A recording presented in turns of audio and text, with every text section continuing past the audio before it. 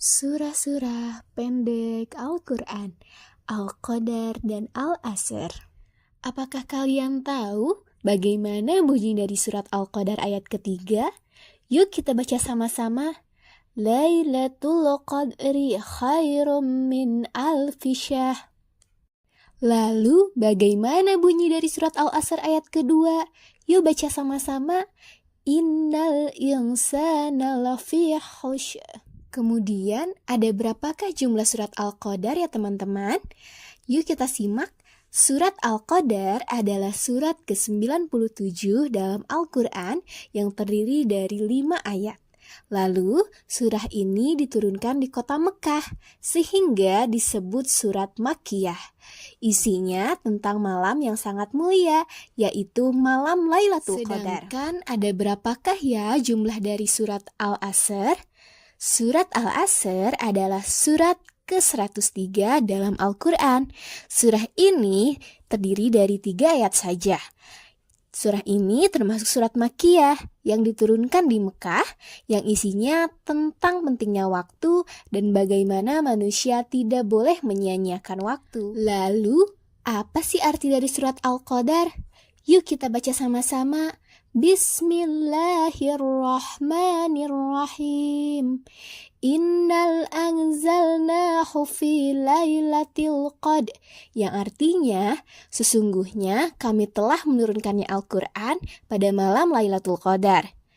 Wa ma adraka ma lailatul qadr, dan tahukah kamu apakah malam kemuliaan itu? Lailatul Qadri khairum min alfi syahr.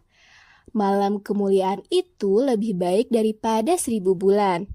Tanazzalul malaikatu warruhu fiha biizni rabbihim min kulli am.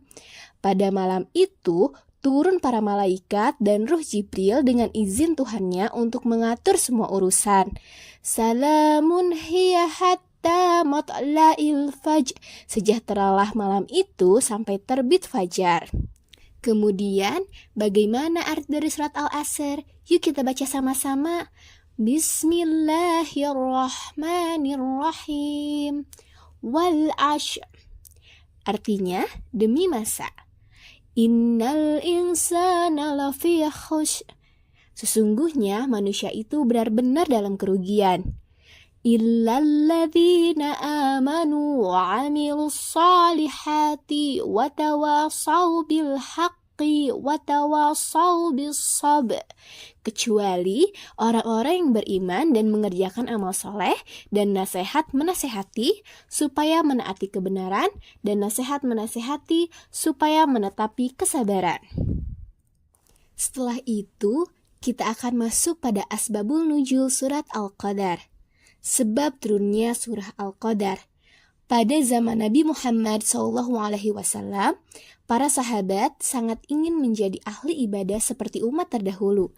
Mereka mendengar ada seorang dari Bani Israel yang berjihad dan beribadah kepada Allah selama 83 tahun, yang artinya adalah 1000 bulan tanpa henti. Lalu apakah yang terjadi? Para sahabat pun berkata, "Wahai Rasulullah, umur umatmu lebih pendek, kami tidak bisa beribadah selama itu." Lalu mereka merasa sedih karena umur umat Islam biasanya hanya sekitar 60-70 tahun saja, jauh lebih pendek dari umat-umat terdahulu. Lalu Allah menurunkan surah Al-Qadar sebagai solusi dan sebagai kabar gembira bagi umat Islam, yang isinya siapapun yang beribadah di malam Lailatul Qadar, maka pahalanya lebih baik daripada ibadah selama 1000 bulan atau sekitar 83 tahun. Sedangkan asbabul nuzul dari surat Al-Asr, yakni pada suatu hari, para sahabat Nabi sedang berdiskusi dan memperhatikan perilaku manusia di Mekah. Lalu, apakah yang terjadi?